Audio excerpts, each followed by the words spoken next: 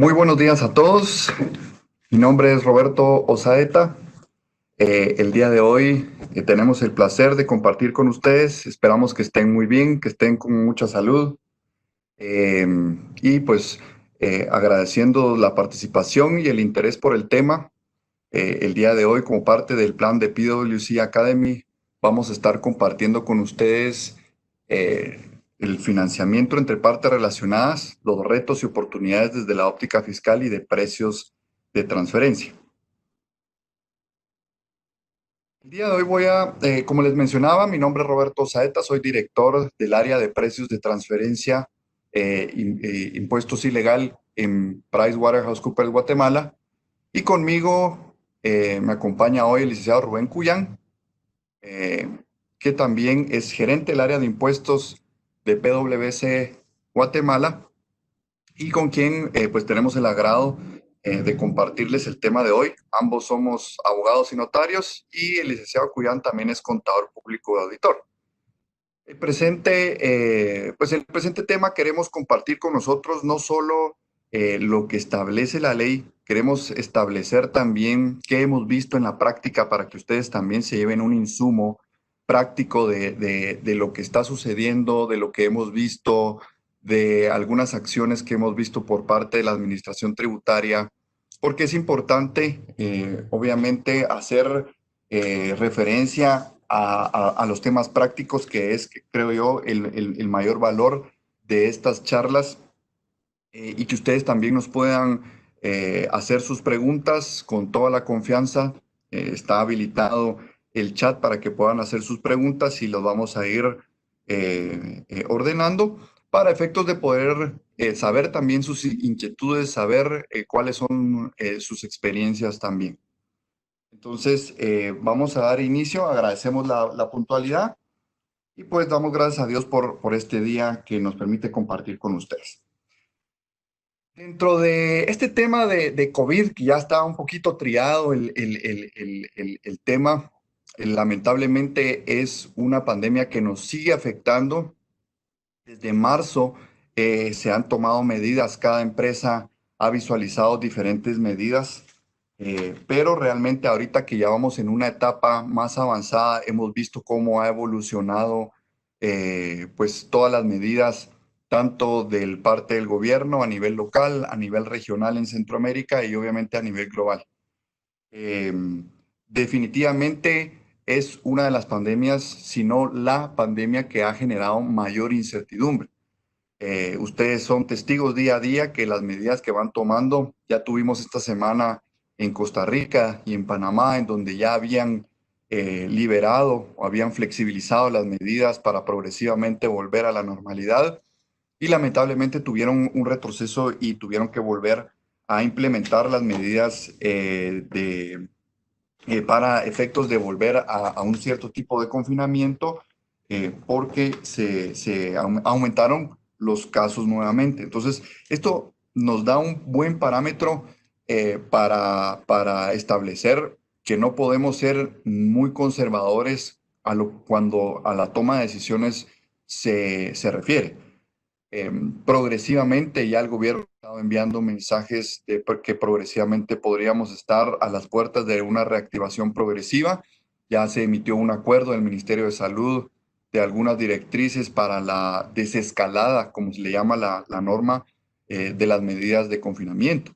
Esto es muy importante y si bien es algo muy positivo, también tenemos que, desde la perspectiva de empresa, tenemos que tomar medidas que permitan visualizar varios escenarios. Un escenario positivo, Dios mediante que tengamos un regreso a la normalidad progresivo, pero también tendremos que tener escenarios en donde potencialmente se amplíen las medidas de confinamiento y restricciones de movilización. Acordémonos que inicialmente en marzo se preveía que en junio pues ya estuviera muy normalizado, tal vez si no a un 100%, por lo menos en un 40-50% en retomar las actividades económicas.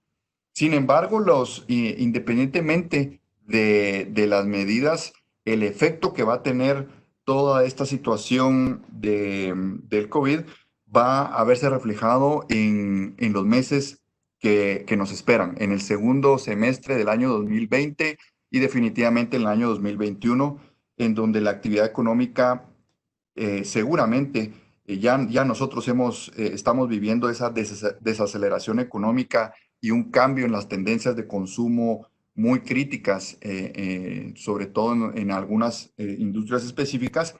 Y como resultado de esto, las compañías están experimentando o anticipando restricciones significativas en su efectivo y en su capital de trabajo. Lo que nos hace,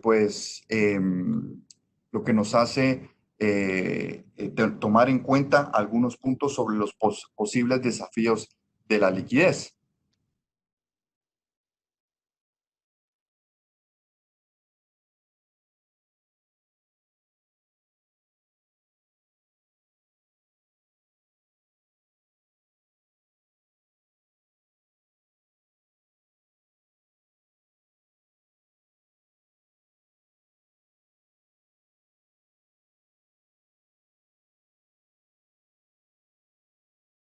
Sí,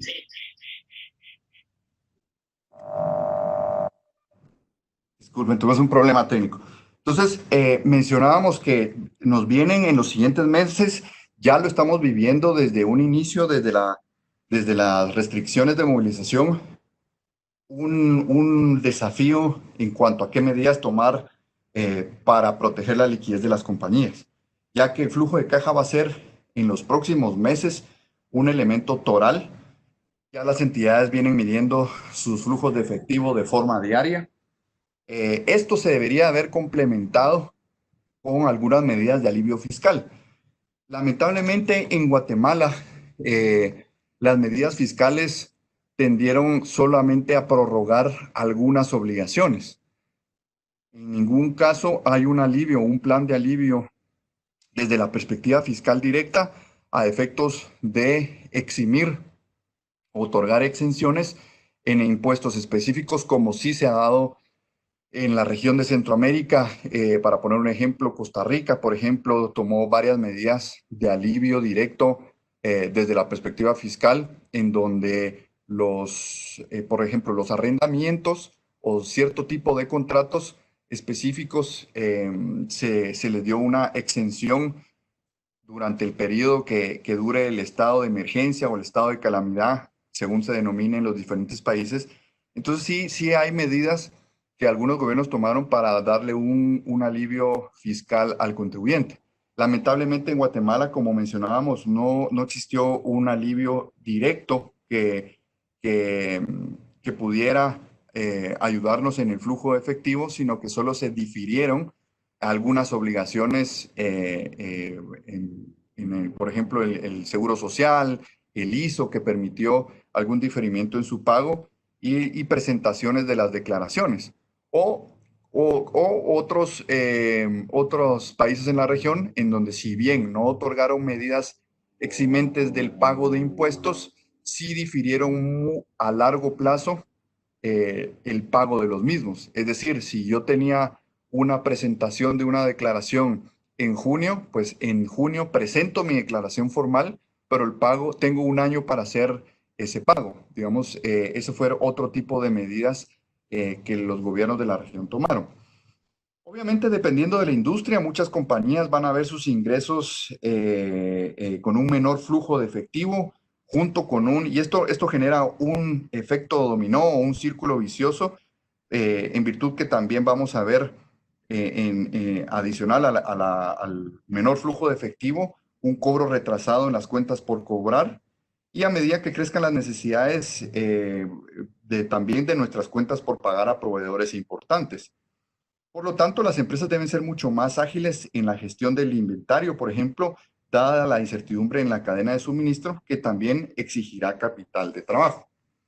Esto nos lleva, obviamente, a que las entidades, los gerentes financieros, están efectuando los pronósticos de flujo de efectivo, que debería ser una de las primeras medidas que debimos haber tomado cuando inició todas las restricciones dentro del estado de calamidad, un pronóstico de distintos escenarios, como les mencionaba. Esto Esta pandemia es una pandemia que ha causado mucha incertidumbre en cuanto en qué momento estará controlado y en qué momento podríamos empezar a retomar las actividades de forma progresiva. Entonces, no podemos ser, creo que en ningún momento podemos ser demasiado conservadores para tomar eh, escenarios en donde podamos pronosticar nuestros flujos de efectivos. Obviamente, las entidades, conforme vimos la escalada de las medidas de restricción, no solo a nivel local, sino a nivel global, en virtud de que, como mencionábamos, la cadena de suministro también se ve interrumpida y lo que afecte a nivel global, pues también nos podría afectar en los insumos que nosotros importamos. En este sentido, las distintas industrias, dependiendo de su capacidad de venta y de cómo les ha afectado a cada industria de distinta forma toda la situación del COVID, pues han tomado medidas específicamente para proteger su flujo de efectivo. Tenemos reforzar la capacidad de crédito y cobro o implementar unas soluciones digitales que algunas industrias, por la naturaleza de sus bienes o servicios, pues permiten implementar o reaccionar ante este estado de calamidad con soluciones digitales que permitan pues mantener el negocio en marcha. Asimismo, la reducción importante de costos, ¿verdad? Yo creo que la reducción de costos es también lo que podemos controlar hoy en día, tratando de afectar el negocio en marcha lo menos posible. Entonces, todas estas medidas financieras, como el reforzamiento de las medidas de crédito y cobro, las soluciones digitales, reducción de costos, son una parte de una solución integral. Pero en algunos momentos nos vamos a ver ante una situación en donde definitivamente vamos a tener que agenciarnos de capital. Obviamente, vamos a entrar en materia que era el financiamiento y las medidas que podamos tomar nosotros van a ser importantes para el desempeño de nuestras entidades, de nuestras compañías.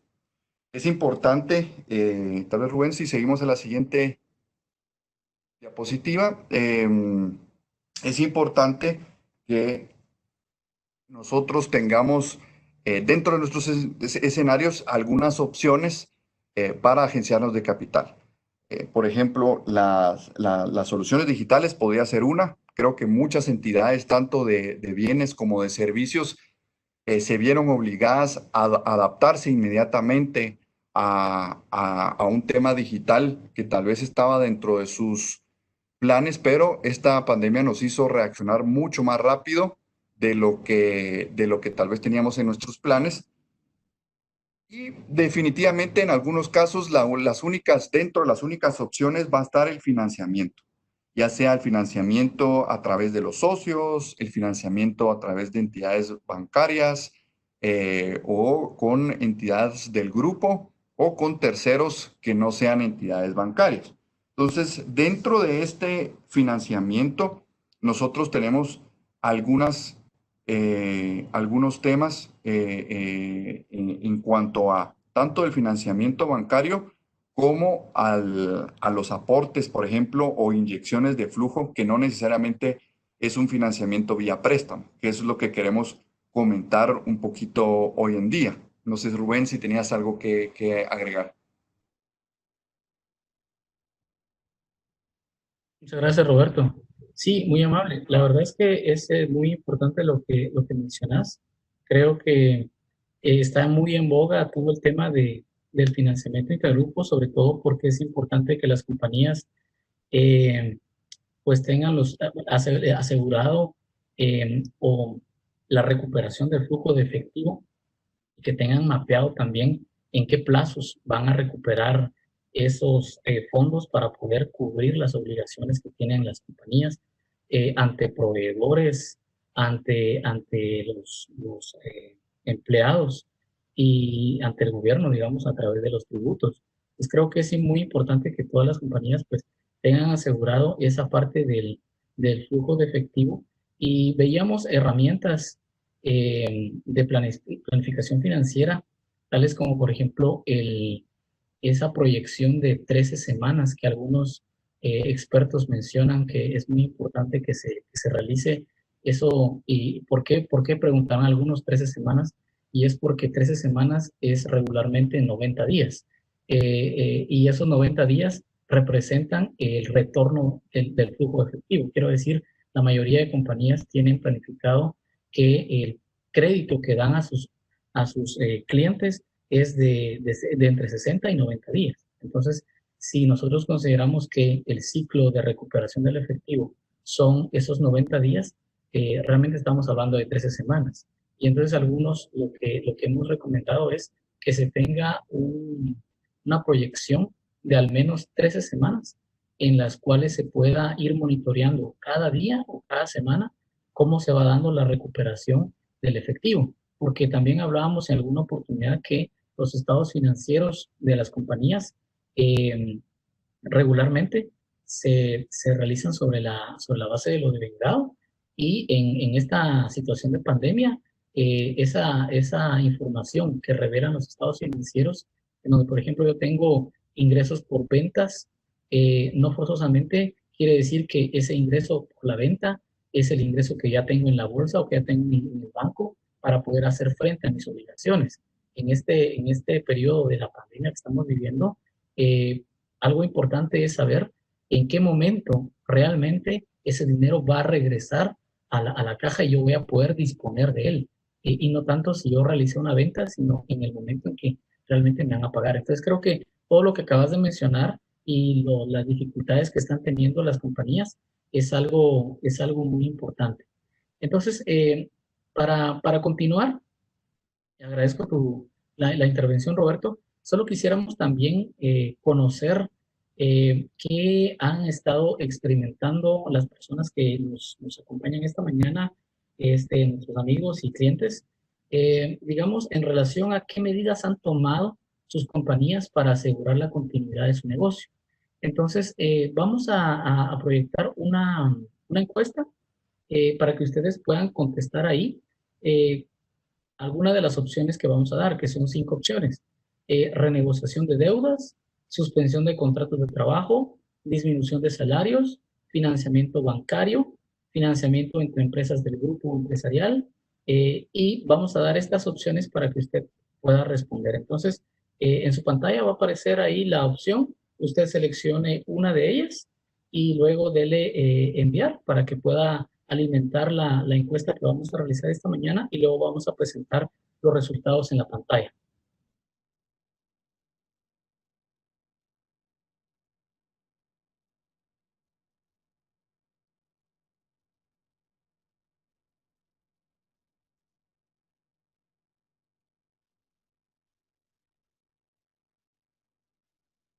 Por favor, tómense el tiempo para responder esta pequeña encuesta. Vamos a dar unos segunditos más.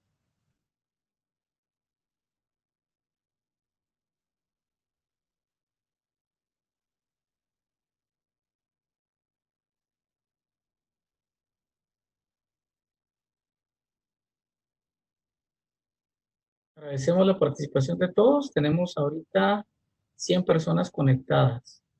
Y de esas 100 personas conectadas, ya tenemos el total de las respuestas. Así que voy a cerrar esta primera encuesta.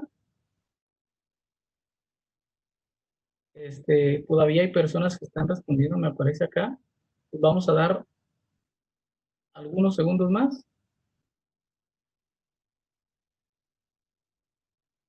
y estamos por concluir el tiempo. Listo. Entonces, vamos a compartir los resultados de esta primera encuesta. De acuerdo con esto, me permiten, el 16% ha dicho que una renegociación de deudas. Otros indicaron el 7% que suspensión de los contratos de trabajo.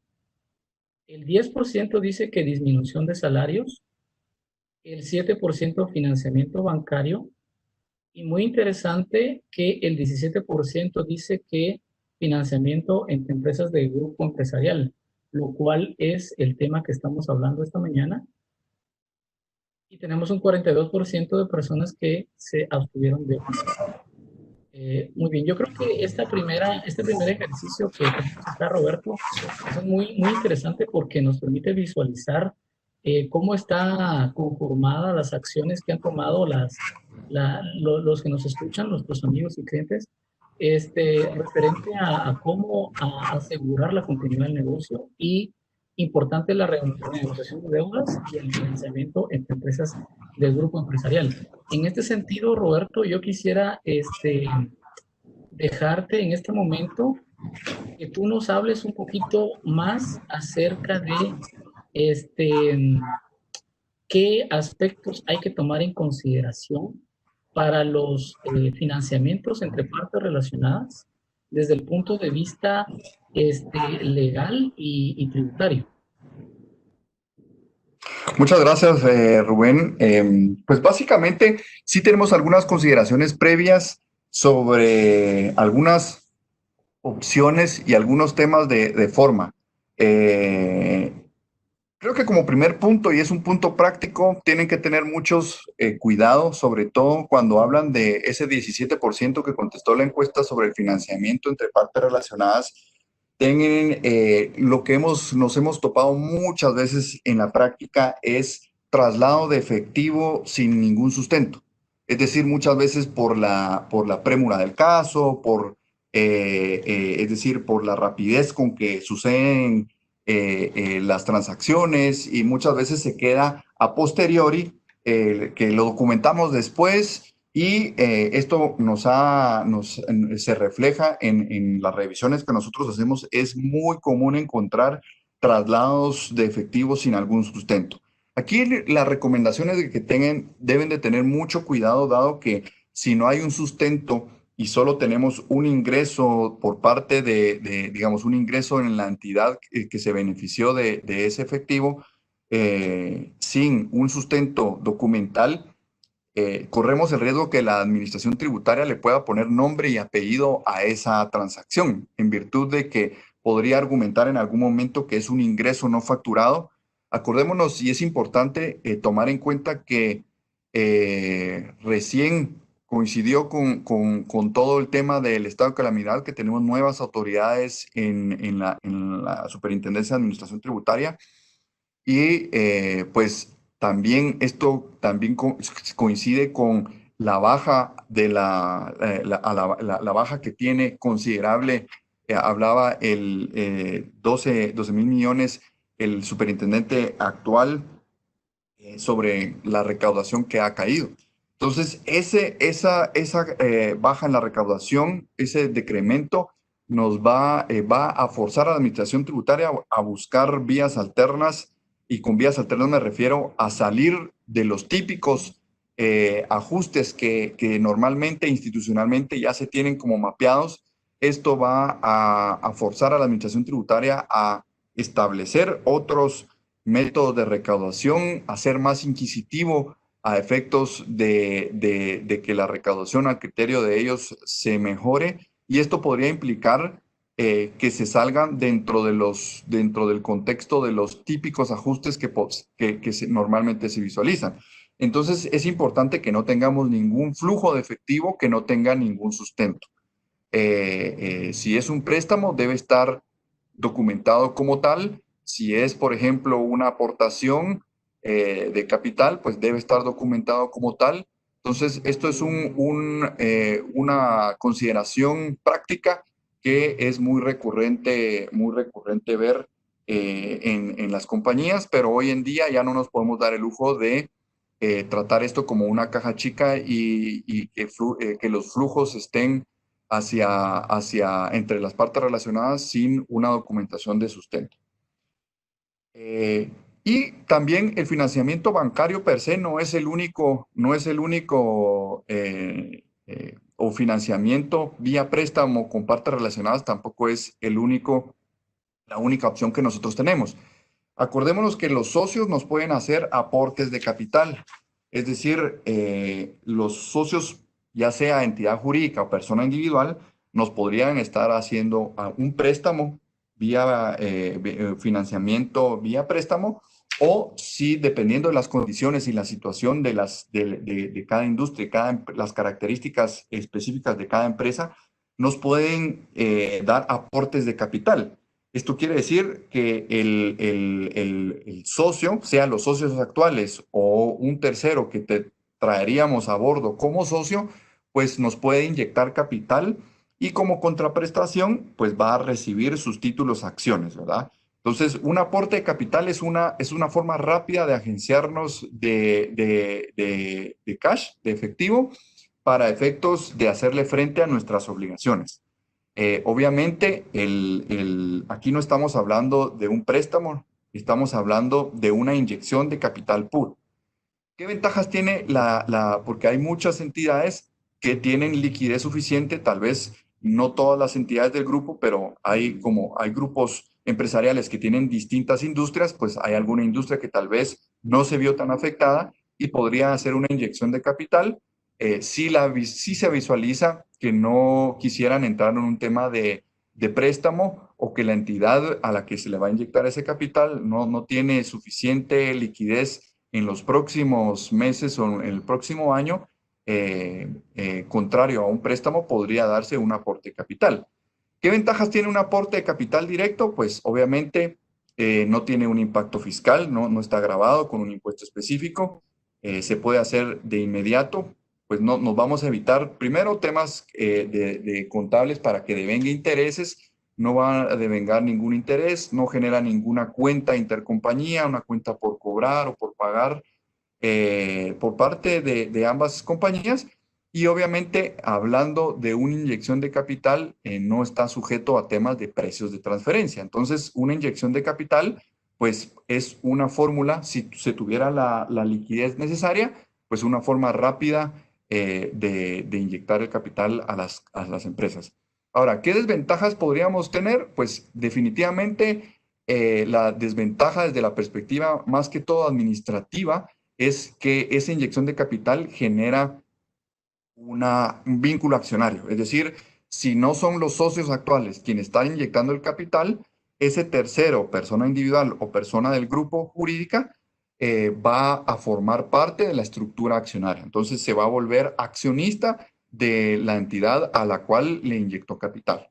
Eso obviamente no es una desventaja per se, solo es una limitante, se podría decir, porque hay entidades que tienen muy bien estructurado su estructura accionaria corporativamente, ya tienen pues los accionistas, los porcentajes, entonces que venga una entidad del grupo que no está como parte de la estructura accionaria directa de nuestra empresa, pues podría tener alguna limitante administrativamente, ¿verdad? De que no querramos o tal vez no son los mismos socios en ambas entidades, entonces puede haber un tema ahí de porcentajes de la sociedad y obviamente por la distribución de utilidades, ¿verdad?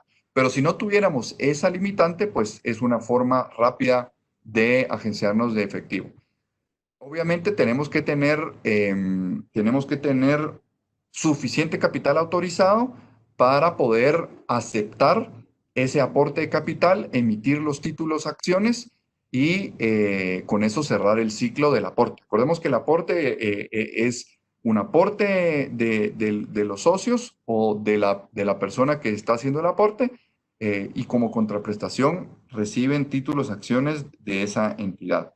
Entonces, deben de tener suficiente capital autorizado para poder emitir los títulos acciones correspondientes y sobre todo deben de tener el cuidado suficiente. También esto es algo que hemos visto en la práctica, que cuando hacemos un arqueo de las acciones, a los títulos acciones en circulación versus el capital pagado que tienen contablemente, muchas veces hay un desfase, un descuadre y que muchas veces es porque digamos, el departamento legal con el departamento contable, hay una falta de comunicación y muchas veces se emiten títulos, pero no se corre la partida contable. Entonces tenemos que ser congruentes en correr la partida contable de los aportes y también emitir los títulos y que tienen que ser congruentes, ¿verdad?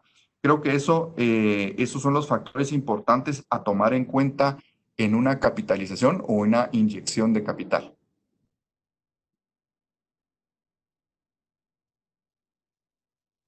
Ahora bien, sí, por favor, Roberto.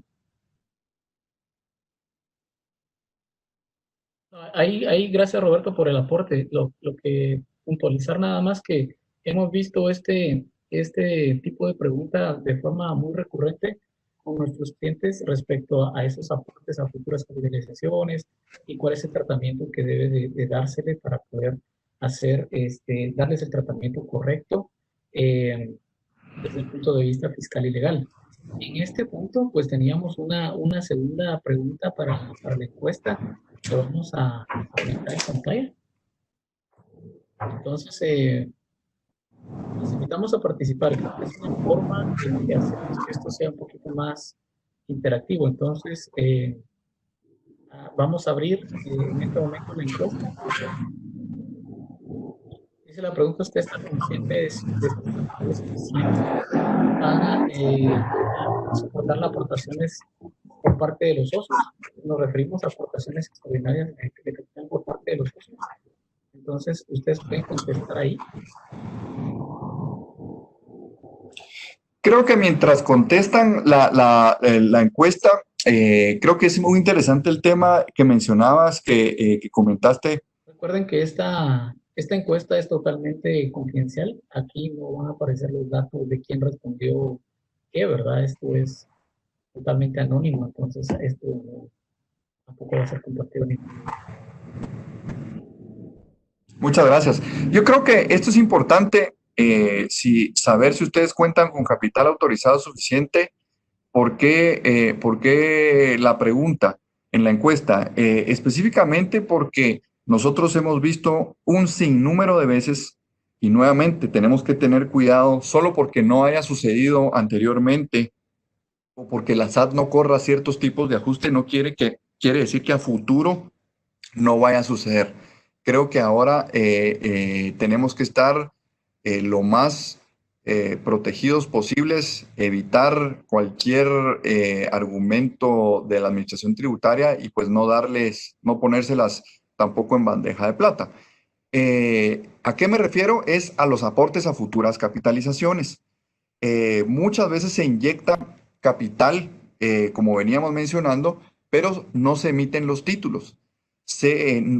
Normalmente el primer argumento es porque no se tiene suficiente capital autorizado y obviamente en ese momento necesitaban el flujo inmediatamente y pues se dejó para posterior el aumentar ese capital autorizado.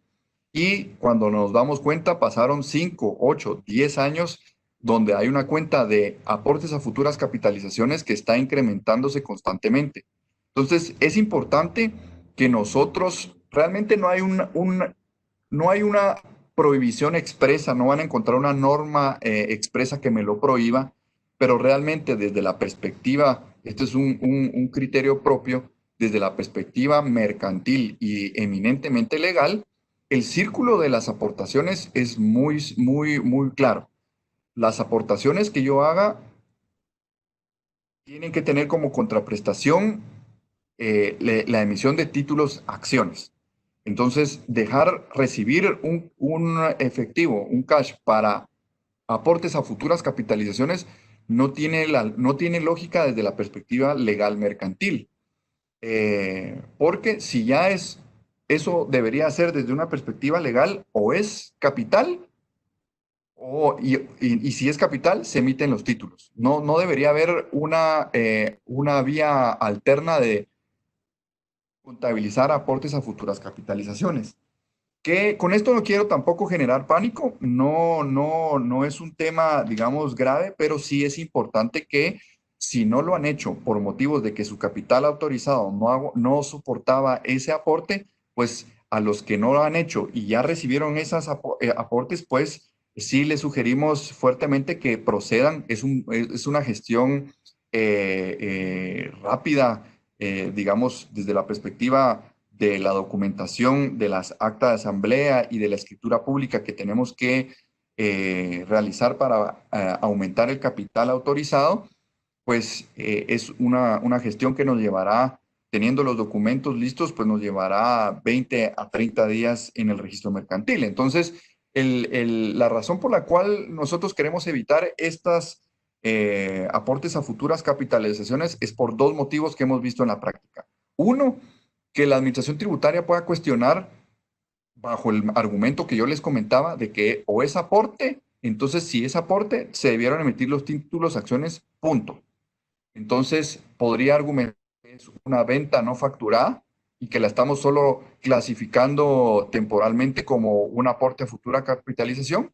O dos, hemos visto aportes a futuras capitalizaciones en donde posteriormente ese bolsón de aportes a futuras capitalizaciones los devuelven o extornan ciertos montos y en donde la administración tributaria, esto sí lo hemos visto en la práctica, no es común, pero sí lo hemos visto, o sea, sí es viable que la administración tributaria argumente que eso fue un préstamo y no un aporte y por ende, pues argumente que debió haber una tasa de interés. Entonces, realmente consideramos que es importante que ustedes no dejen la cuenta de aportes a futuras capitalizaciones.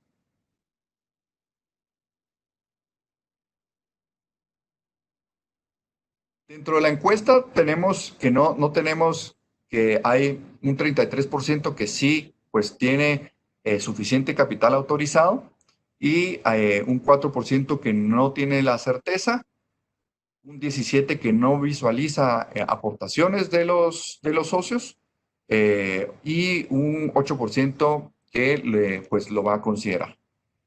Entonces, una vez salimos de la estructura, no de la estructura, sino de la opción de recibir aportaciones como una opción a capitalizarnos y a tener flujo efectivo, bien pudiera ser el caso que no tenemos los socios o entidades del grupo, no tienen suficiente liquidez para hacer aportes.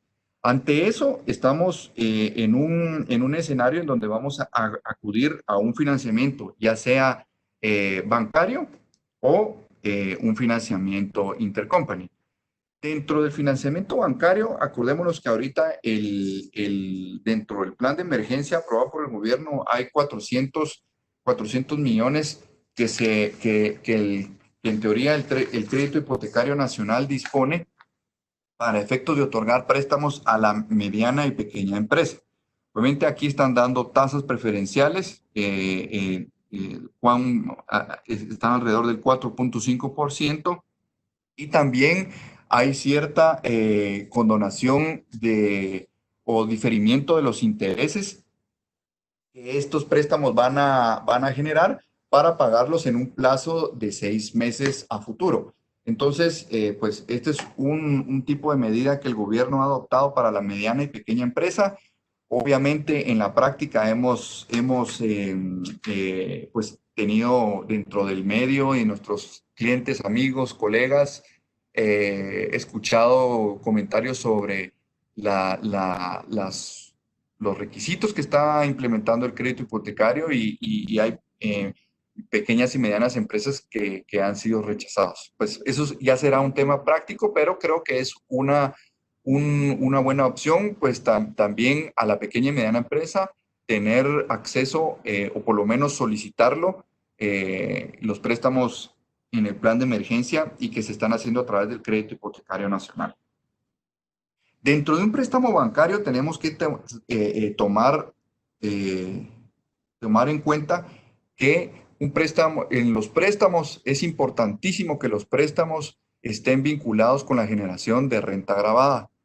¿Qué es lo que ha pasado? Y esto, aquí hay mucha tela que cortar, pero se los quiero dejar como un punto importante en que adquirimos préstamos y entonces la administración tributaria verifica cuál es el fin de esos préstamos, qué aplicación se le ha dado a esos fondos y algunos casos tenemos en donde la empresa que está financieramente más sólida ha efectuado los préstamos ante el banco, pero el monto está destinado a otras empresas del grupo, por ejemplo, y no está destinado para capital de trabajo propio de la empresa que solicitó el préstamo.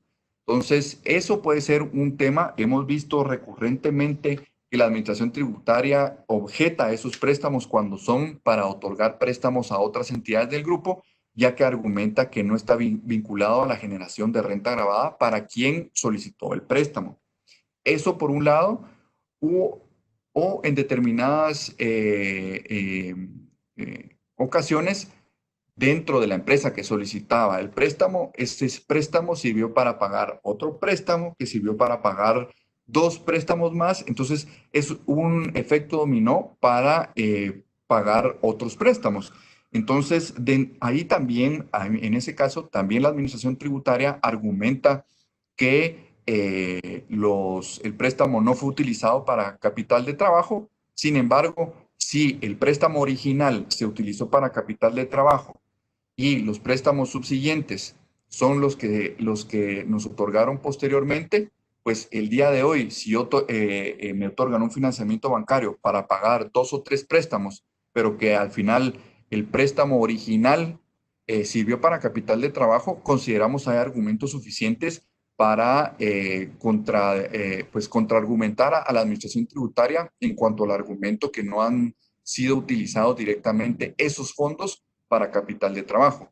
Pero lo importante entonces es de que ustedes sí tengan un tracking o que ustedes puedan dar un seguimiento específico a cómo se fueron aplicando los fondos, porque lo que hemos visto es que en la línea del tiempo, muchas veces estamos hablando entre 10, 15 años, se pierde la noción, se pierde el control de en qué se utilizaron esos fondos de los distintos préstamos y entonces cuando nosotros utilizamos ese préstamo para el préstamo que nos otorgan hoy en 2020 para pagar los demás préstamos, pues también genera cierta, pues es un poquito más difícil de contrarrestar los argumentos de SAT si no se tiene el control de cómo se aplicaron esos fondos en la línea del tiempo.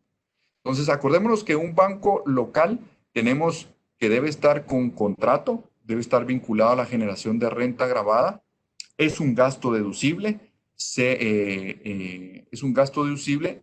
Obviamente existe un límite a la deducibilidad que establece la ley del impuesto sobre la renta y que es el 3 veces el activo neto total eh, en base a la declaración jurada anual del impuesto sobre la renta. Y en un préstamo local bancario, pues no tenemos ningún tema de precios de transferencia. Ahora bien, versus de un contrato del extranjero, pues en este caso, como estamos hablando de un financiamiento bancario de una entidad en el extranjero debidamente regulada como entidad financiera en su país de origen, pues son las mismas condiciones, ¿verdad? Que tiene que estar vinculado a la generación de renta grabada, debe contar con su contrato, es un gasto deducible para la entidad guatemalteca y también tenemos el mismo límite de deducibilidad y no estaría sujeto a precios de transferencia. Esto es con una entidad bancaria. Ahora bien, vamos a dar paso al financiamiento entre partes relacionadas. Este financiamiento entre partes relacionadas puede ser, tal vez Rubén, podemos pasar a la siguiente diapositiva. Este financiamiento entre partes relacionadas, pues definitivamente puede ser con un socio o con una entidad relacionada. Este socio puede ser persona individual o puede ser persona jurídica. Entonces podemos tener un préstamo de mi parte relacionada o de mi socio a nivel individual localmente. Acordémonos que sí vamos a ver, como ustedes ven, la diferencia entre financiarse desde una perspectiva del extranjero. Vemos algunos beneficios dentro de un financiamiento intercompany extranjero versus un financiamiento bancario del extranjero. Creo que habría que pesar las ventajas y desventajas que cada uno tiene. En virtud que localmente, si tenemos un préstamo local, pues nuevamente tenemos que debe estar vinculado a la generación de renta agravada, documentado con su contrato. Es un gasto deducible con los límites de deducibilidad que establece la ley del impuesto sobre la renta y al momento, al no haber normas de precios de transferencia entre local a local, es decir, de transacciones locales en Guatemala, no estaríamos sujetos a ningún tema de precios de transferencia. Eh, ¿Cuál es la pregunta típica desde una perspectiva de obtener un préstamo local? sea de una persona individual o de una persona jurídica, ¿lo puedo documentar con un pagaré tasa cero? Esa normalmente es una pregunta muy recurrente. Y creo que en el contexto que estamos viviendo es aún más relevante porque hay condiciones específicas que pudieran normar la relación jurídica para soportar esa tasa cero de interés. Acordémonos que la ley del impuesto sobre la renta establece el principio de onerosidad. Este principio establece que en general toda entidad mercantil, su finalidad es la de lucro y de generación de utilidades. Nadie va a prestar dinero, nadie va a hacer una venta por debajo de su costo, nadie va a prestar dinero si no va a recibir un interés. Esa es la generalidad de ese artículo. No obstante, afortunadamente ese artículo también establece que toda transacción se presume onerosa, salvo prueba en contrario. ¿Qué quiere decir esto? Que si la transacción en su sustancia, en su forma y su sustancia, la realidad es de que no va a generar un lucro, una utilidad, o en este caso una tasa de interés, es totalmente válido que no lo genere. Obviamente, la administración tributaria siempre trata de cuestionarlo, pero desde una perspectiva eminentemente legal, consideramos que no hay ninguna limitación. Al día de hoy, eh, al día de hoy no hay ninguna limitante desde la perspectiva legal. ¿Qué es lo que pasa? Que muchas veces tenemos como mencionábamos, eh, deme un segundito.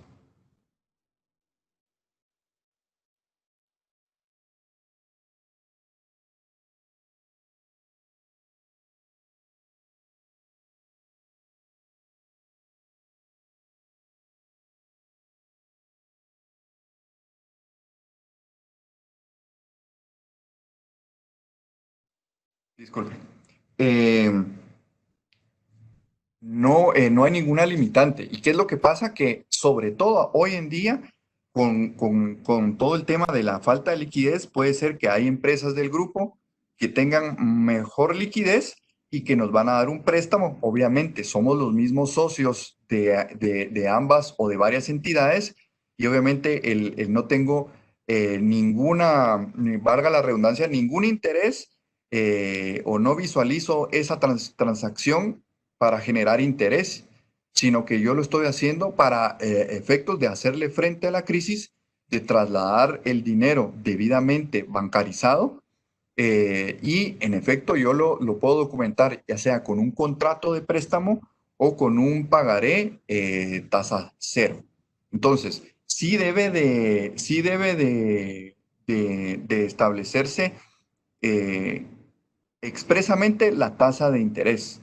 La tasa de interés debe estar expresamente en el pagaré o en el contrato de préstamo, porque si no, sí pudiera, va a existir una renta presunta sobre ese interés. Entonces, es importante que lo pongamos, inclusive no hay ninguna limitante, por lo menos localmente. Ahorita vamos a ver el tema del extranjero y que Rubén nos va a ampliar. Localmente yo puedo tener tasa cero y los plazos, tampoco tengo un plazo específico que me obligue a establecer plazos de pago inmediatos o a corto, mediano, largo plazo. Es según la autonomía de la voluntad. Eh, entonces, obviamente, sí debe estar documentado. Si pago del préstamo, nos inyectaron un préstamo, pues entonces tenemos que documentarlo. Lo importante es que esté documentado. Inclusive no importa si es tasa cero, acordémonos que afortunadamente no tenemos reglas de precios de transferencia en la región, no, perdón, en Guatemala, distinto a la región en donde sí tenemos precios de transferencia local a local en El Salvador, por ejemplo, en Honduras, por ejemplo. Afortunadamente, hoy por hoy no tenemos esa normativa y no nos obliga a estar sujetos a precios de transferencia local a local. Por el contrario, si tenemos un préstamo que viene del extranjero, la normativa de la ley del impuesto sobre la renta es muy clara al indicar que solo son deducibles, o sea, el gasto por interés solo es deducible en los casos que la entidad financiera, que la entidad del exterior sea una entidad financiera o una offshore de una entidad financiera de Guatemala. Entonces, si recibimos un préstamo por parte de nuestra casa matriz o parte de una entidad relacionada en el exterior, va a ser un gasto no deducible si nosotros tenemos un gasto por intereses. Y también, básicamente, en el caso de que sea una entidad no financiera, va a estar sujeto a una retención. Entonces, ahí ya tenemos varias desventajas versus un financiamiento bancario del extranjero. El financiamiento bancario del extranjero es deducible y no está sujeto a retención, versus el financiamiento con una entidad relacionada al extranjero es un gasto no deducible y aún así está sujeto a una retención. Y adicionalmente, en el préstamo desde el extranjero también tenemos que obedecer o acatar las normas de precios de transferencia. Entonces, ahí es donde podríamos entrar en evaluar si es mejor un financiamiento bancario cuando son del exterior versus un financiamiento del extranjero, o en su caso, podría, dependiendo de las circunstancias específicas, también podría, para no perder esos beneficios de la deducibilidad del gasto, la aplicación de la retención y tener que tener esa transacción documentada como precio, sujeta a normas de precio de transferencia, podríamos establecer una relación con el banco para hacer un back-to-back y que pues sea garante la entidad del exterior, pero que el préstamo se otorgue a través de una entidad financiera del extranjero o local para efectos de obtener las ventajas que da tener un préstamo financiero con una entidad bancaria en el caso de cuando los préstamos se van desde el extranjero. Creo que esos son algunas consideraciones fiscales y legales importantes dentro de este tema, previo a pasar a las consideraciones de precios de transferencia cuando en efecto nos vamos a tener transacciones entre partes relacionadas. Muchas gracias, Roberto. Sí, muchas gracias, Roberto. Agradecemos la participación. Mira, a mí me surge una duda en relación a lo que venías platicando. Y solamente para comentarte un caso quizás práctico que hemos visto y recibir tus consideraciones al respecto, es que en algunas compañías que quizá poseen un exceso de liquidez o poseyeron un exceso de liquidez en periodos anteriores y ahora en esta época de pandemia, quizás sea una de las principales compañías del grupo que posee más capacidad de efectivo para hacer frente al pago de algunas obligaciones dentro del grupo empresarial. Hemos visto que en algunos casos esa compañía que tiene la capacidad de hacer frente a las necesidades de efectivo puede tomar a su cargo el pago de algunas cuentas que se tengan con acreedores de otra compañía del grupo o algunas cuentas por pagar que se tengan también pues, con distintos acreedores. Y en ese sentido, nuestro entendimiento es que esto podría caracterizarse como un servicio de pago por cuenta ajena, en el sentido de que la compañía que está pagando, pues no es la que tiene la deuda, pero al final de cuentas, como es la que tiene el efectivo, es la que paga en nombre de otra compañía que actualmente está pasando por una situación de incapacidad de pago o de falta de flujos. Entonces, se podría caracterizar como un servicio de pago por cuenta ajena, o también entendemos que podría caracterizarse como un préstamo. ¿Nos podrías comentar un poco de las implicaciones de esta situación desde el punto de vista fiscal y legal en Guatemala? Muchas gracias, Rubén. Yo creo que es importantísimo ese tema que mencionas, porque eso lo hemos visto también recurrentemente en la práctica. ¿Qué es lo que pasa? Que tenemos una entidad del grupo, llamémosle entidad A, que tiene suficiente liquidez, y tenemos una empresa B que no tiene suficiente liquidez. Entonces, por la rapidez y por las características específicas, viene la entidad A y le paga a los proveedores directamente de sus cuentas, le paga al proveedor de la entidad B. Obviamente, la entidad B, pues, utiliza el crédito y el gasto que esa erogación pues representa. Con el tema, el peligro ahí es de que no existe una documentación entre la empresa A y B, y en el peor de los casos tampoco hay un pago un pago posterior de la empresa B a la A. Entonces solo se queda, no se cierra el círculo. La empresa A le paga a los proveedores de la empresa B utiliza el crédito del gasto, pero ya no le reembolsa el monto a la empresa A. Eso hemos visto muchos ajustes en este caso, porque entonces objetan el crédito y el gasto, porque no existe una documentación para soportar la bancarización. Es decir, cuando me piden los medios de pago a la empresa B, donde compruebe que yo le pagué a mis proveedores de mercadeo y a mis proveedores de servicios, no tengo una documentación porque yo no efectué la derogación. O en su caso, se complica, en el caso que yo haya reembolsado a la empresa A, le tengo que explicar a SAT, mire, yo no tengo un pago a mi proveedor porque no se lo hice directo, se lo hizo mi empresa A y después yo se lo reembolsé. Ese argumento a la administración tributaria lo objeta. Obviamente hay elementos de defensa, consideramos, en el caso que sí se haya reembolsado el pago, porque se puede demostrar el ciclo y la trazabilidad de los fondos. Pero sí queremos que ustedes tomen en cuenta que no es lo óptimo que se hagan esos pagos de proveedores si no tenemos la documentación. ¿Qué es lo mejor entonces? Si una entidad del grupo va a pagar a mis proveedores, uno, podríamos utilizar, como les digo, para recibir nosotros el efectivo y que salgan los medios de pago para obedecer a las reglas de bancarización, que ellos nos den un préstamo a nosotros tasa cero. Entonces nosotros pagamos ya con cuentas o cheques de la entidad que corresponde.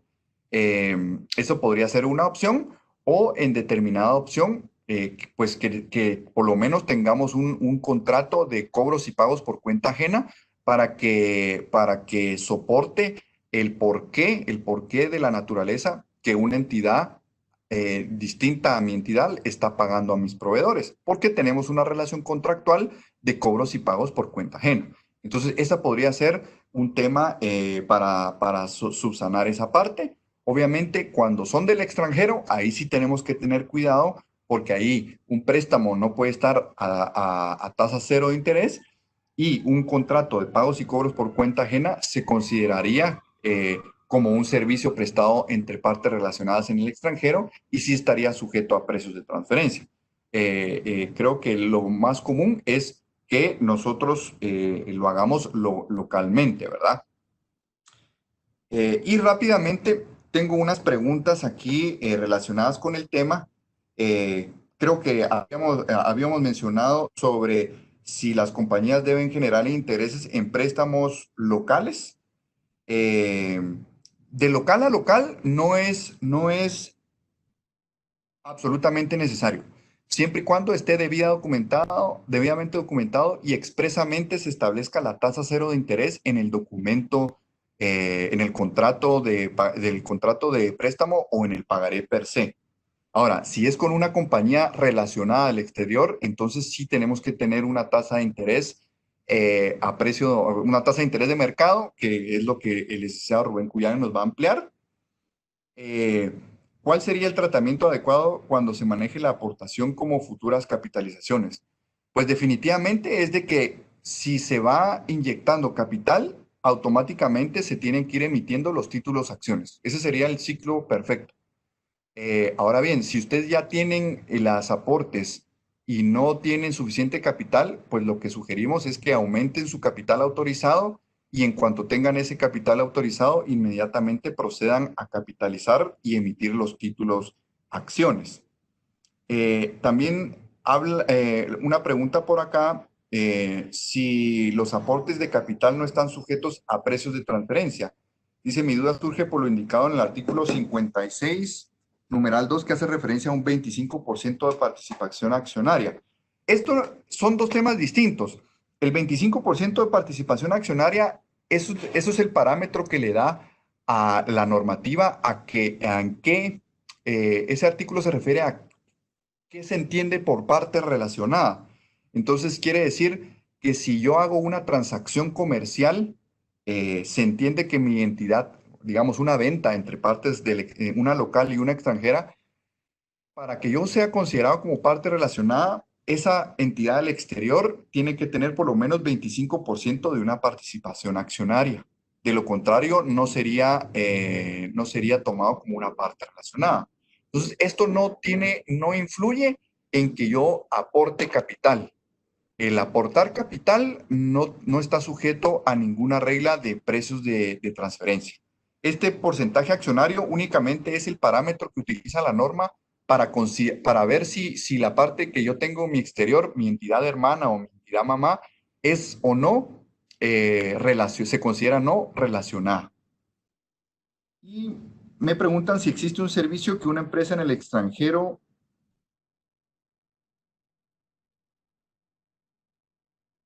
Ya. La pregunta es si una empresa del extranjero le paga a los proveedores de la empresa guatemalteca, eh, y posteriormente la empresa guatemalteca le paga los gastos o le reembolsa los gastos a su entidad del exterior. Eh, si aplica precios de transferencia y si es deducible el gasto. En efecto, desde la perspectiva, precisamente era lo que hablábamos. Si su entidad relacional le paga a sus proveedores, entonces ahí sí estamos ante un posible, y Rubén nos va a ampliar un poquito, hasta se podría caracterizar como un servicio de pagos por cuenta ajena. Y ese sí debería estar, sí está normado bajo la relación de precios de transferencia y sí debería, digamos, bajo las normas de precios de transferencia, nadie va a pagarle a ustedes, sus proveedores, sin recibir una comisión o un cargo administrativo por ello. Entonces, sí estaría sujeta a normas de precios de transferencia si fuera una entidad relacionada en el exterior. Ahora, en cuanto a la deducibilidad del gasto, es totalmente deducible porque nosotros vamos a demostrar a SAT, si deberíamos tener un contrato específico con mi entidad relacionada para demostrar a SAT que tengo un contrato con mi entidad del exterior de cobros y pagos por cuenta ajena, por ejemplo, y que es por ello que la entidad hace los pagos directos y yo no tengo una erogación hacia el proveedor, sino tengo una erogación hacia mi entidad relacionada, y es así como yo pagué el gasto, sí, pagué a mi proveedor y por ende es que yo le reembolsé, y por ende yo tengo mi gasto es totalmente deducible. Lo que sí hemos visto en la práctica que hay que explicarle con daditos 1 y daditos 2 a SAT, con el respeto que la entidad que la institución merece, pero sí es importante que nosotros le demos el conocimiento total. Por eso es que mientras mejor documentado lo tengamos, nos va a dar más solidez, porque para que SAT entienda, porque la SAT lo que establece es que la bancarización, el artículo del decreto 20 de 2006 es muy puntual y que solo debemos de tener el medio de pago a nombre del beneficiario.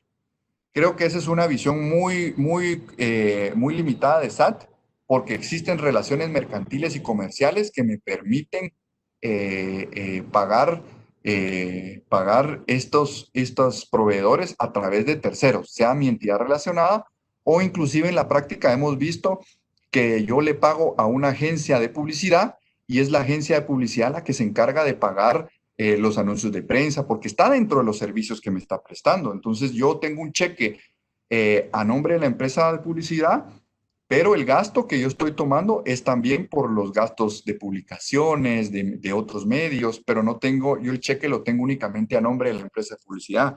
En esos casos, la SAT se ha cerrado en que debe de estar el cheque a nombre del proveedor, pero consideramos que hay argumentos suficientes para que a través de una relación con un tercero, ese tercero se compruebe que era el encargado de hacer ese pago. Lo importante es tenerlo documentado. Pues creo que eso sería mi aporte. Esperamos pues que haya sido de totalmente el valor que ustedes puedan tomar los tips prácticos y daría paso al licenciado Cuyón para que nos amplíe un poquito la parte con financiamientos con partes relacionadas. Muchas gracias, Roberto. Sí, para dar inicio a la segunda parte de esta exposición, a mí me gustaría que iniciáramos con una encuesta. Entonces voy a proyectar en pantalla la siguiente encuesta que tienen para que ustedes nos apoyen a responderla. Recuerden que todas las respuestas son estrictamente confidenciales y pueden por favor iniciar. La pregunta es si alguna de las compañías del grupo que usted representa tiene planificado en el corto o mediano plazo obtener fondos de otras compañías del grupo o obtener liquidez a través de un préstamo bancario. Esto nos va a dar pie para que podamos platicar sobre lo que viene a continuación respecto de los financiamientos intragrupo. Entonces vamos a dar unos segunditos para que ustedes puedan tener la oportunidad de responder esta breve encuesta y luego vamos a partir de ello para empezar a platicar sobre los financiamientos intraductos.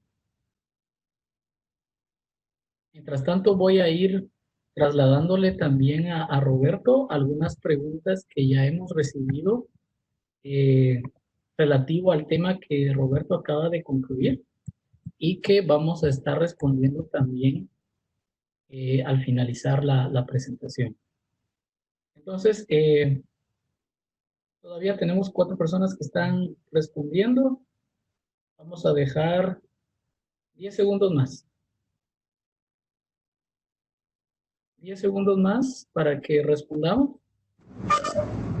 En el interim voy a aprovechar. Gracias por sus preguntas. La verdad es que estamos recibiendo varias preguntas ahorita y las estamos distribuyendo entre Roberto y su servidor. Y vamos a cerrar la encuesta en este momento.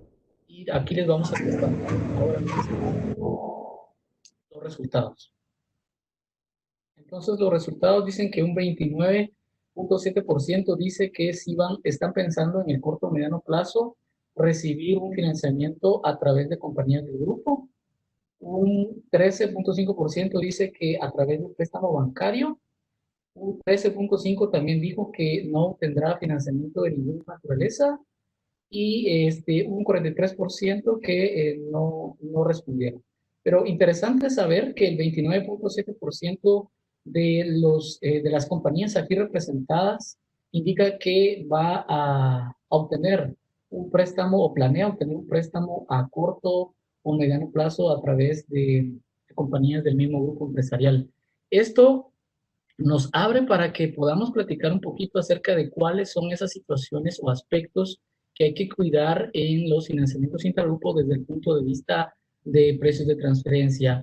Entonces, muy interesante platicar que el tema de los financiamientos intragrupo inicia todo por seleccionar el correcto método o la metodología apropiada para hacer el análisis de precios de transferencia desde la óptica de precios de valor de mercado. Quiero decir, digamos, desde el año 1979, cuando iniciaron los reportes de la OCDE sobre precios de transferencia y todavía no se tenían guías en la materia, empezaron los economistas en ese entonces y los expertos a evaluar cuáles podían ser los métodos más apropiados para realizar un análisis de esta naturaleza.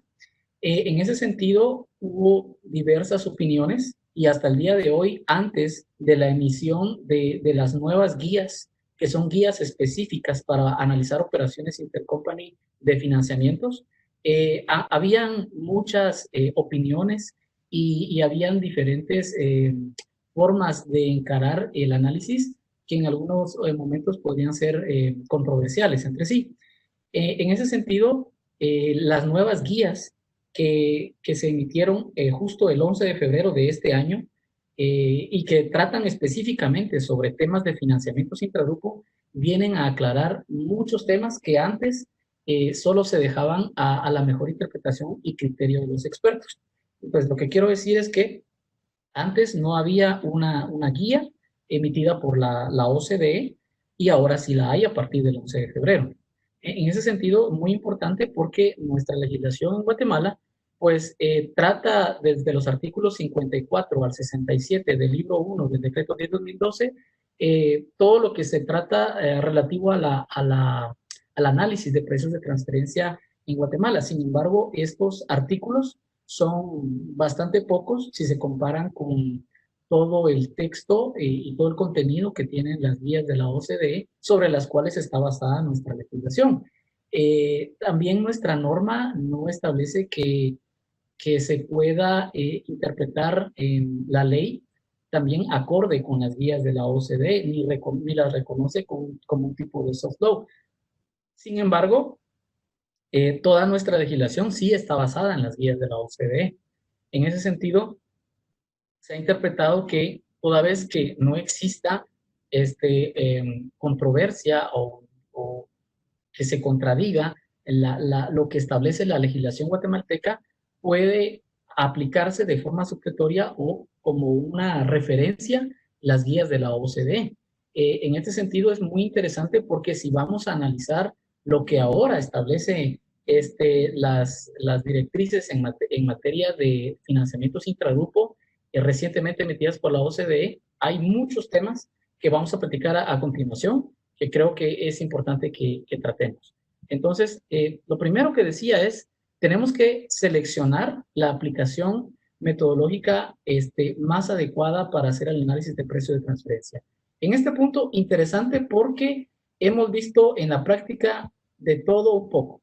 Hemos visto que hay compañías que realizan el análisis de intereses de forma agregada dentro de otro grupo de transacciones que la compañía realizó con sus partes relacionadas. En este sentido, quiero decir, por ejemplo, si la compañía es una distribuidora y compró productos a su parte relacionada al extranjero para distribución local, hemos visto que algunas veces se ha documentado en el estudio de precios de transferencia el análisis de pago de intereses, si es que aparte de la compra tiene un financiamiento con esa parte relacionada, se analiza todo dentro de la distribución de la compañía, lo cual nos parece que no es un approach apropiado, que no es una metodología que sea congruente con las guías de la OCDE, toda vez que los capítulos que hablan sobre la caracterización y el análisis de comparabilidad establecen también que si se puede identificar plenamente las características de la operación, entonces es necesario hacer un análisis de forma independiente. Si se puede analizar que, que esa transacción no está íntimamente vinculada, digamos, con la otra, que en este caso del ejemplo era la distribución, entonces, y si se pueden identificar los ingresos y gastos relacionados con cada una de ellas, es dable que se puedan analizar de forma separada y no de forma conjunta. Entonces, ante una fiscalización de parte de la Administración Tributaria, si se encuentra con un análisis que se hizo de forma agregada, o es decir, de forma conjunta, y había la opción de hacerse de forma separada, la Administración Tributaria tiene la facultad de pedir que el contribuyente la separe y que se analicen así, de forma individual. Entonces, eso puede traer algunas sorpresas, porque si la compañía no realizó el análisis de forma individual sobre los intereses que tenía por pagar o por cobrar, este, eso puede resultar en que se dé cuenta de que estaba adentro o estaba fuera de rango en un determinado momento y que por no haberlo hecho de forma particular para esa transacción, nunca se percató de si estaba o no estaba cumpliendo con el principio de plena competencia. Eso en primera instancia. Hay que seleccionar la metodología más adecuada. ¿Y cuál podría ser la metodología más adecuada? Pues en la práctica hemos visto que la metodología y también las nuevas guías de la OCDE en materia de financiamientos establece que un método adecuado es el método COP, es el primer método de la legislación guatemalteca. Es el método de precio comparable no controlado. Entonces, lo que este método nos indica es que hay que tratar de encontrar una tasa de referencia que sea muy similar a la tasa que se está pactando entre la compañía guatemalteca y la compañía del extranjero. Esas tasas a veces son muy complicadas de encontrar como un elemento que ya exista dentro del mercado. Por ejemplo, porque hay muchas particularidades que rodean o que caracterizan a la tasa de interés que se está pactando entre las compañías. Es decir, entonces, ¿cómo voy a hacer que pueda encontrar una tasa que sea comparable a la tasa que yo estoy pactando con mi parte relacionada? Si, digamos, hay distintos plazos, el monto también tiene mucho que ver, la frecuencia de la capitalización de intereses también, la moneda, el riesgo del país al cual estoy prestando, digamos, el dinero.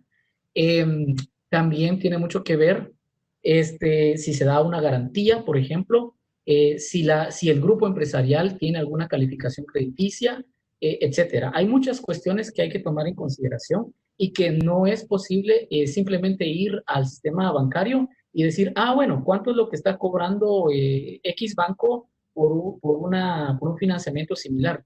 Es muy difícil encontrar un financiamiento que tenga las mismas características. Y recordemos que el método COP lo que hace es solicitar que las características de los productos analizados sean exactamente los mismos. Y si no, se puede desvirtuar el análisis. Entonces ahí lo que corresponde hacer es buscar una construcción de una tasa de referencia. Es decir, a través de distintos elementos de riesgo se puede calcular un rango de tasas de referencia, tomando en cuenta, como ya dije, los elementos anteriores, que puede ser una tasa base, un riesgo por país, un riesgo por la calificación de crédito de la compañía específicamente o del grupo empresarial, eh, si existen o no existen garantías, el plazo del préstamo, también tomar en cuenta otros aspectos relativos a, digamos, a la capacidad de pago de la compañía que está recibiendo el préstamo. Entonces, todo esto se suma y al final de cuentas puede llegarse a establecer un rango de tasas de referencia. Ese ha sido un poco la experiencia que hemos tenido y creo que es una de las metodologías más adecuadas. Existen otras metodologías que incluso son un poco más sofisticadas y que también son igualmente aceptables, pero lo que sí no es aceptable es simplemente ir al mercado de préstamos, a, digamos, decir, al sistema financiero y tratar de identificar una tasa de referencia así simplemente y decir, ah, bueno, esta me parece que es comparable y con eso compararlo. Eso sí sería bastante antitécnico y entonces nuestra mejor recomendación es que se seleccione el método COP y se construya una tasa de referencia. Luego, hablaremos también de la capacidad de endeudamiento. Es decir, y aquí también quería yo darle un poquito de participación a Roberto que nos hablara acerca de los casos que él ha visto en los préstamos back to back, pero antes de pasar a Roberto, solamente hacer un poco de referencia a lo que trata este punto de la capacidad de endeudamiento. Y lo que sucede, por ejemplo, es que en un grupo empresarial existen distintas compañías con distintas capacidades de hacer frente a las obligaciones crediticias. Pues hay unas compañías que posiblemente tengan una calificación de riesgo bien alta, porque tienen mucha liquidez, porque tienen muchos activos, etcétera, ¿verdad? Porque son las compañías principales dentro del grupo empresarial. Pero puede ser que haya otras compañías que no son las compañías principales, que son simplemente compañías de servicios, de apoyo a la gestión, digamos, y estas compañías puede ser que no tengan una calificación de riesgo tan alta porque no poseen los activos ni las garantías necesarias para hacer frente a sus obligaciones. Entonces, puede ser que una de estas compañías quiera entrar en un préstamo con un banco y pueda querer aprovechar la calificación de riesgo del grupo como tal, no de la compañía en particular, sino del grupo. Entonces, en esta parte hemos visto que si ese es el caso, lo interesante es que exista dentro de las compañías que son partes relacionadas eh, un, un pago por ese servicio que le vamos a llamar servicio de garantía o servicio de guarantee fee.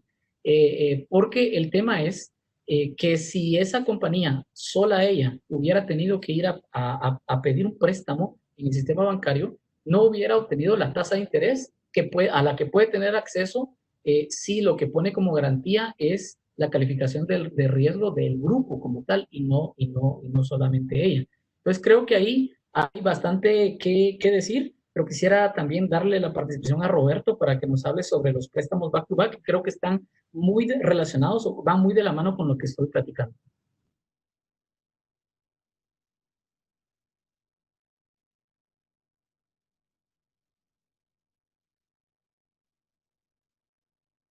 Sí, creo que tenemos ahí un poco de problemas ahorita con la comunicación con Roberto, pero entonces continuaré y más adelante le voy a dar a él la participación.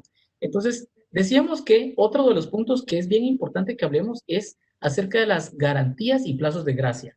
Importante porque durante esta pandemia, muchos de los préstamos puede ser que contengan una disminución sobre las garantías que antes se pedían, es decir, antes de que empezáramos a sufrir el tema del COVID-19, puede ser que se pedía un nivel de garantías que ahora se está flexibilizando porque pues las compañías no tienen la capacidad de soportar o de hacer valer que tiene suficiente ese mismo nivel de garantías que tenía antes de la pandemia para hacer frente al pago de una tasa de interés.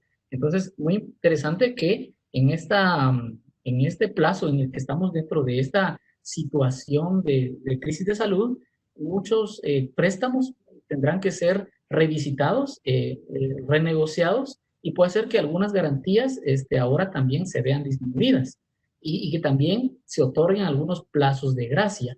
Eso tiene mucho que ver porque cuando hablaba de que se puede construir una tasa de referencia, hablé de que se tienen que sumar varios elementos de riesgo sistémico, dentro de los cuales podrían estar, por ejemplo, el riesgo crediticio propio de la entidad, las garantías, también lo mencioné.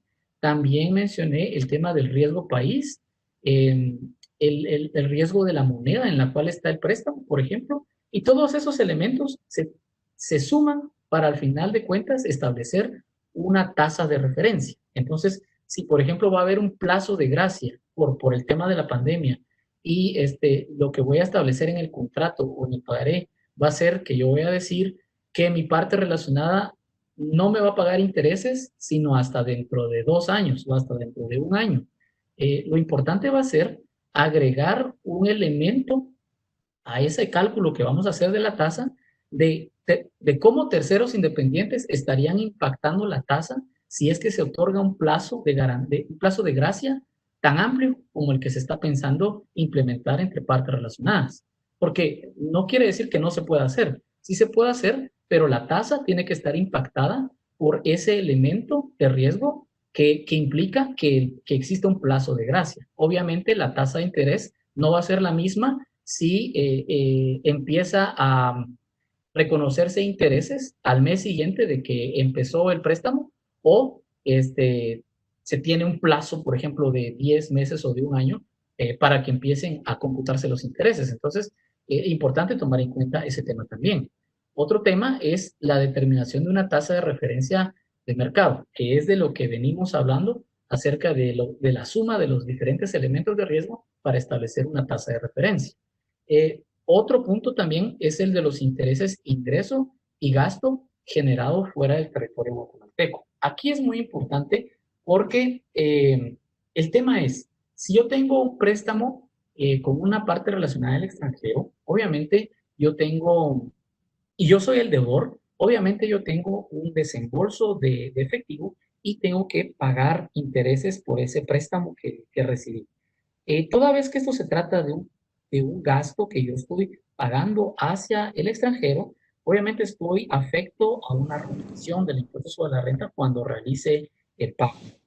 Interesante porque el tema es que tenemos también el artículo 24 del decreto 10-2012 que establece límites a la deducibilidad de los intereses pagados al extranjero. Y en ese sentido, lo que hay que tomar en consideración es que si la compañía que está en el extranjero, que es mi parte relacionada, no está reconocida como una entidad regulada en su país de origen, no es una entidad de primer orden y que es regulada en su país de origen, esos intereses que son pagados al extranjero son no deducibles en Guatemala. Y como decía Roberto cuando habló, una cosa es el gasto y otra cosa es la obligación de hacer la retención. Entonces, por un lado, tenemos que los gastos pagados de esa manera, en concepto de intereses, serían no deducibles, pero por el otro lado, existe la obligación de hacer la retención del impuesto sobre la renta a los residentes. Eso en el caso de cuando es un gasto. Y ahora cuando es un ingreso y yo tengo un cobro de intereses al extranjero, el tema es que el artículo 3 del decreto 10-2012 establece que todos los quedan sujetos al impuesto sobre la renta todos los ingresos generados dentro del territorio de Guatemala. En ese sentido, y a contrario censo, lo que quiere decir es que todo ingreso generado fuera del territorio de Guatemala no estaría afecto, no se consideraría afecto al impuesto sobre la renta. En este sentido, si yo otorgo un préstamo y recibo el pago de un interés de una parte relacionada al extranjero, esos intereses se reputan como generados fuera del territorio guatemalteco, por lo tanto no estarían afectos al pago del impuesto sobre la renta en Guatemala. Eso nos lleva entonces a que en Guatemala existe el tema de verificar si existe o no una afectación de la renta imponible para que esto esté sujeto a un análisis de precios de transferencia.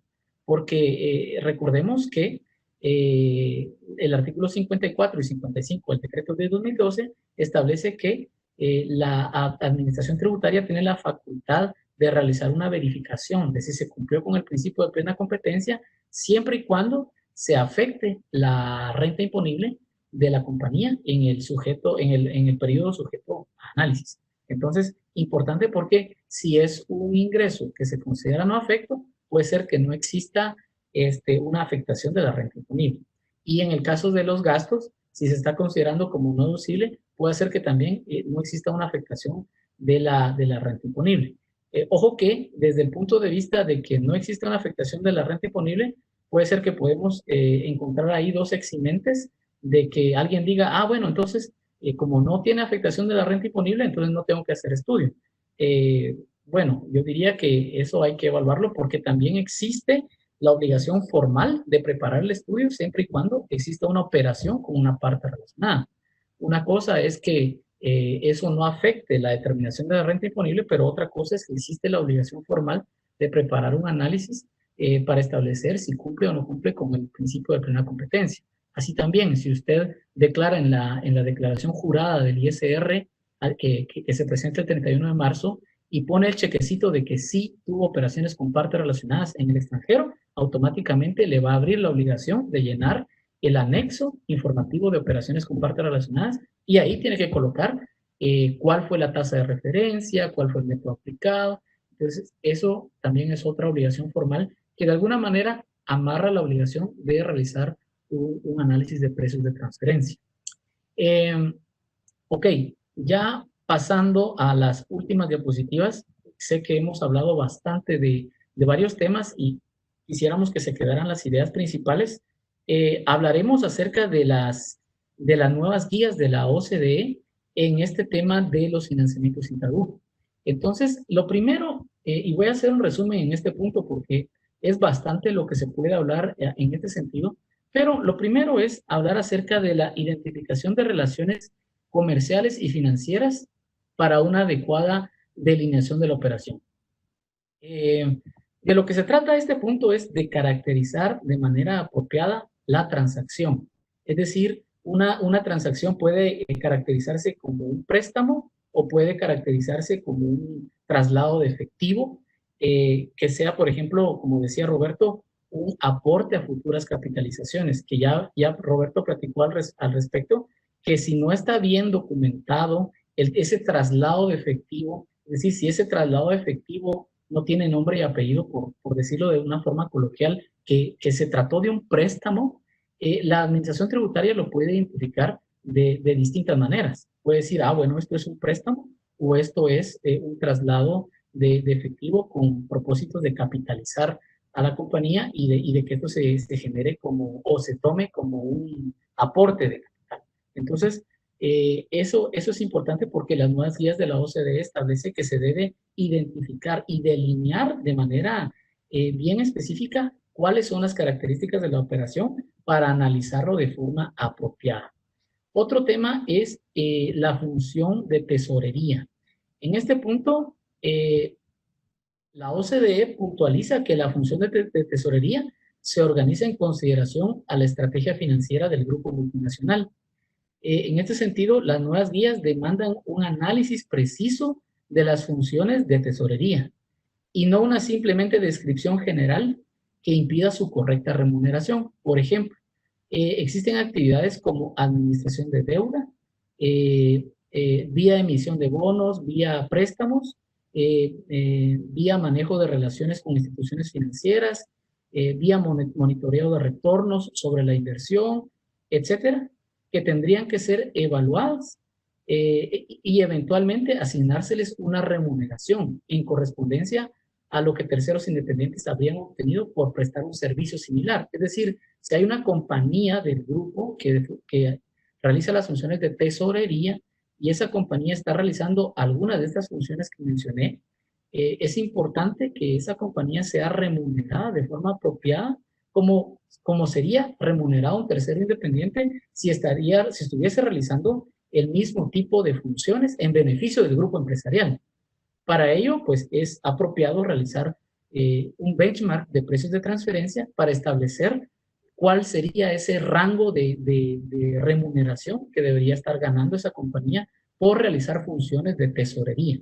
Entonces, esto ya lo establecen también las nuevas guías de la OCDE en materia de financiamientos interrumpidos. Otro punto, y yo creo que es el punto medular, es el tema de los préstamos intercompañía. Entonces, por ejemplo, las guías de precios de transferencia señalan que para el análisis de verificar el principio Arm's Length de este tipo de operaciones es necesario considerar tanto la perspectiva del prestamista como la del prestatario. En este sentido, hay algunas consideraciones importantes en atención a la adecuada delineación de la operación y es respecto de que para el prestamista se debe analizar en qué momento hizo el préstamo. Es decir, cuáles fueron las razones por las cuales está pidiendo el préstamo. Digamos, hubieron algunos detonantes para que pidiera el préstamo. ¿Cuál es el propósito de que esta compañía haya solicitado un préstamo? Porque ahí es donde se encuentra la naturaleza de cuál es el origen y el fin que se le va a dar al préstamo. Y ahí es donde va a empezar la caracterización debida de la operación para poder analizarla de acuerdo a su sustancia y no de acuerdo a su forma. Eso es algo muy relevante porque las nuevas guías hacen enfoque mucho en ese tema de la sustancia sobre la forma.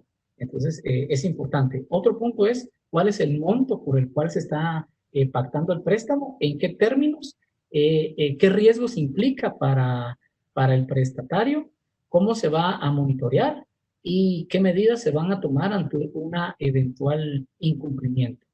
Y desde el punto de vista del prestatario, se tendrían que evaluar los riesgos derivados de la adquisición del financiamiento, entre otros, ¿verdad? Entonces, antes, los análisis de precio de transferencia relativos a los préstamos intercompany solo se analizaban de forma unilateral por el lado del que tomaba el préstamo. Ahora, de acuerdo con las nuevas guías, se debe analizar tanto al que toma el préstamo como al que da el préstamo para establecer si el que da el préstamo no tuvo alguna otra opción también realísticamente disponible para colocar esos fondos en alguna otra inversión que le generaran también unas tasas de intereses tal vez más altas que las que le podría generar otorgar un préstamo a una parte relacionada. Es decir, ahora se tienen que analizar ambos extremos de la operación y encontrar una razón de negocio para que surja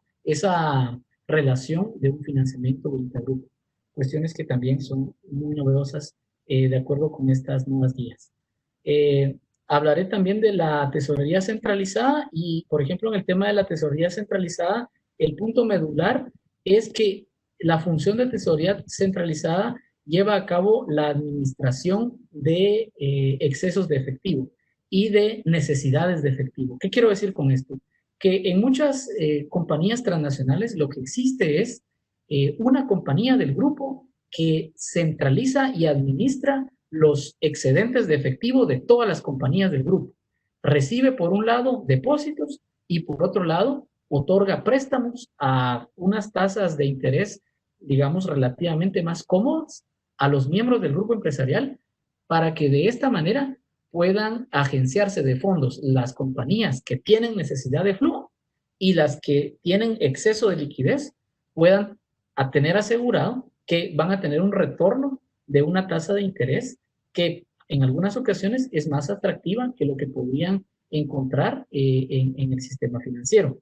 En este sentido, es interesante porque lo que se debe analizar acá va más allá de simplemente la tasa pasiva y activa que está cobrando esa entidad que sirve como una tesorería centralizada. Hay que analizar otros aspectos en este sentido.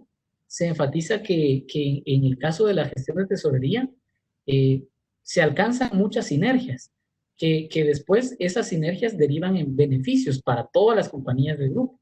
Entonces, deben ser asignados a los miembros del contrato, al que toma el préstamo como al que lo otorga, es decir, al que hace los depósitos como al que recibe este, un préstamo, eh, una remuneración adecuada con las funciones, activos y riesgos que está asumiendo. Esto va muy de la mano con la forma en que se analizan las operaciones para cualquier otro tipo de análisis de precios de transferencia, pero que antes no había una guía específica de cómo tenía que hacerse el análisis. Ahora, con las nuevas guías, sí existen paso a paso cómo debe de hacerse un análisis de tesorería centralizada y en este punto lo que recomendamos es que si sus grupos empresariales tienen una tesorería centralizada o planean tener una, se realice un benchmark también de precios de transferencia para establecer cuáles deberían ser esas tasas activas y pasivas y el spread con el que las compañías de tesorería centralizada deberían quedarse por esa actividad centralizadora de efectivo o administradora de efectivo.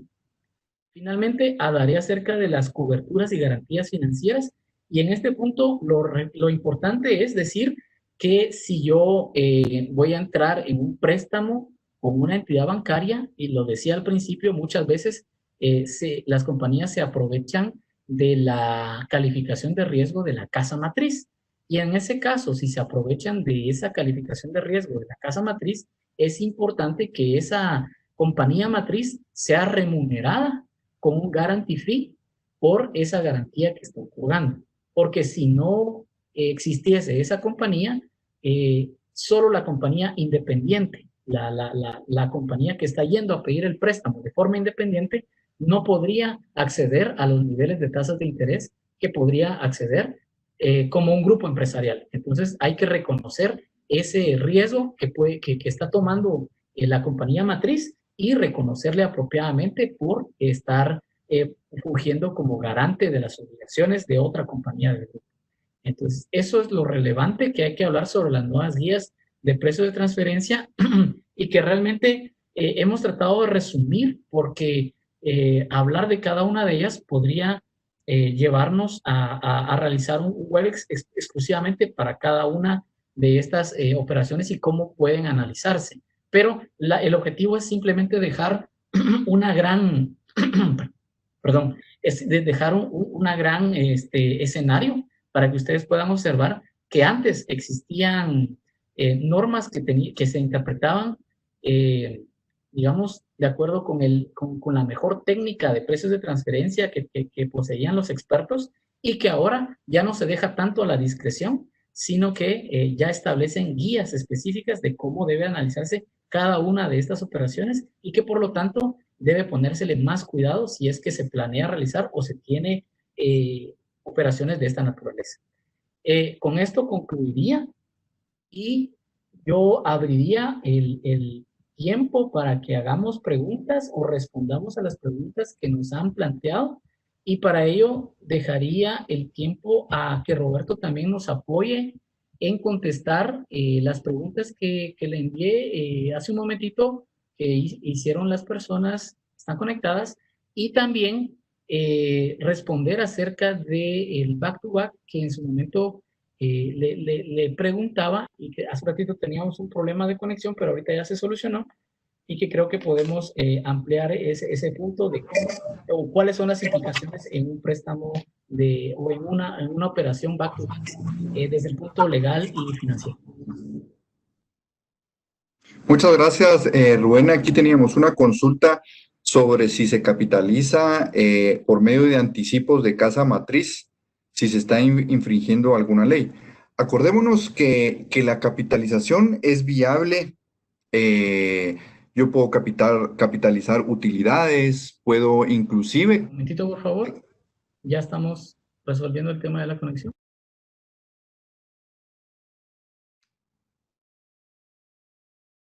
Sí, hablaba referente a la capitalización. Entonces, la capitalización básicamente se puede dar en varios. No.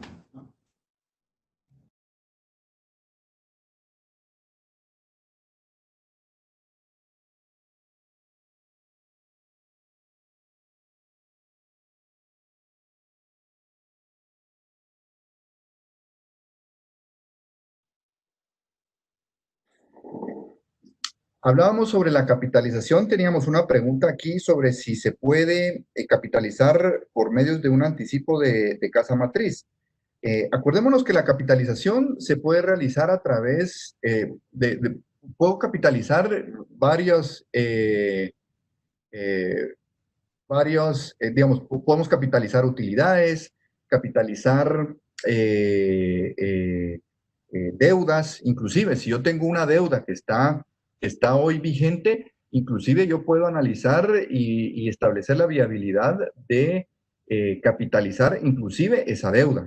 Acordémonos únicamente que la capitalización tiene como contraprestación la emisión de acciones, pero si no tuviéramos esta limitante, entonces un anticipo, eh, pues no hay ningún problema, siempre y cuando dejemos documentado que vamos a capitalizar ese anticipo.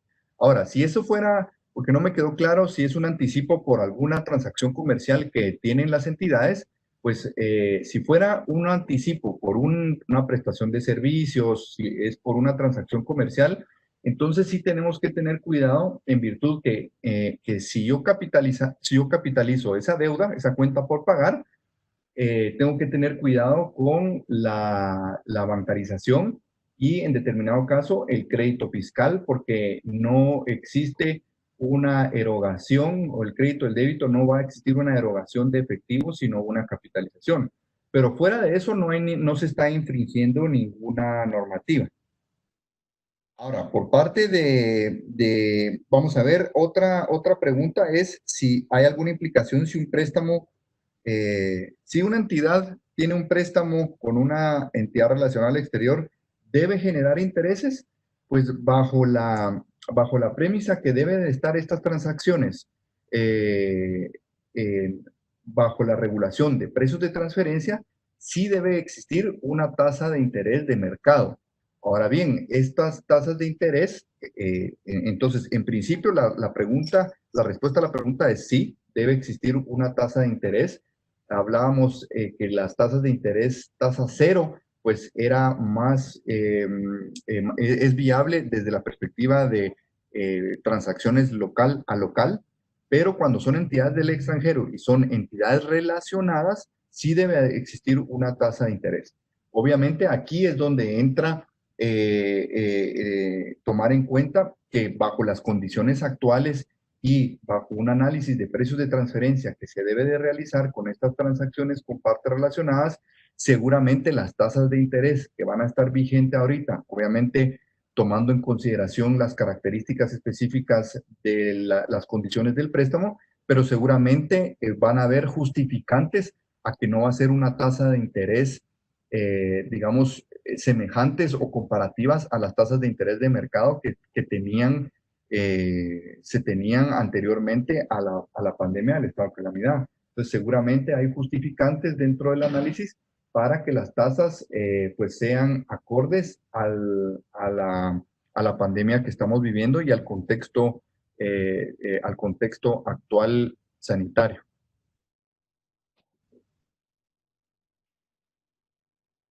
Gracias, Roberto.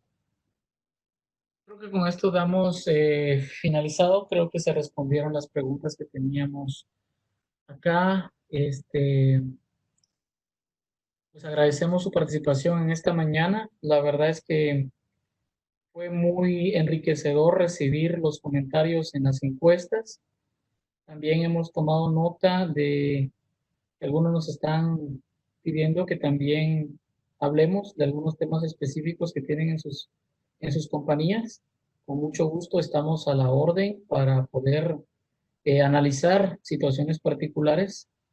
Y creo que este es un punto muy importante que estemos tocando en esta mañana esto, porque creo que es un tema en boga, muy de moda con el tema de lo que está sucediendo actualmente por la crisis de salud. Muchas gracias por habernos sintonizado esta mañana y quedamos a la orden sus servidores Roberto Saeta y Rubén Cuyán en nuestros emails que tienen en pantalla para responder sobre cualquier duda en específico y poder seguir salvándolos en una próxima oportunidad. Tal vez una breve antes, Rubén, creo que teníamos una observación muy válida y que no quisiera cerrar antes de despedir a nuestro público y amigos, es que nuestra perspectiva, lo que hemos tocado el día de hoy es desde una perspectiva fiscal y desde la perspectiva de precios de transferencia, nuevamente, de la perspectiva fiscal, ya que desde la perspectiva financiera, sobre la base de IFRS o pymes, la base cero no es viable, ¿verdad? O sea, separemos en el tema financiero y fiscal. Nuestra charla el día de hoy se enfocó en la sección fiscal para efectos de las tasas de interés y lo que conversamos, ¿verdad? Financieramente no tocamos hoy el tema precisamente porque hay veces que la base financiera y la base fiscal puedan diferir, ¿verdad? Entonces, queríamos hacer esa pequeña aclaración para efecto que lo tomen en cuenta que para efectos financieros sí debería de existir una tasa de interés, pero eso deberían consultarlo con los especialistas financieros. Y nuestra charla se orientó específicamente desde la perspectiva fiscal para que ustedes lo puedan tomar en cuenta y no se vayan a confundir, ¿verdad? Entonces, agradecemos la observación que nos hicieron y pues estamos tomando nota de los temas que también ustedes nos están sugiriendo para a futuro poderles aportar más valor y más ideas en temas prácticos en otras áreas. Muchas gracias y tengan un buen día.